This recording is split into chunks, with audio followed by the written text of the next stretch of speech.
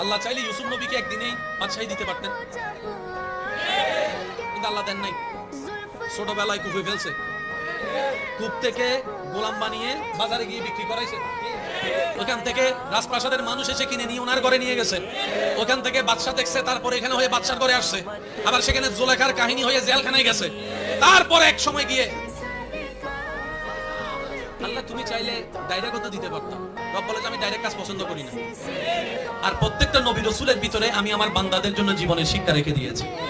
আল্লাহ পাক বলে যদি তুমি সেরকম বাদশাহী চাও, ইউসুফ নবীর মতো ধৈর্য ধরে দেখাও। আর একটু জোরে বলেন ঠিক কিনা? তুমি যদি নিয়ামত পেতে চাও, জাকারিয়া নবীর মতো ধৈর্য ধরে দেখাও।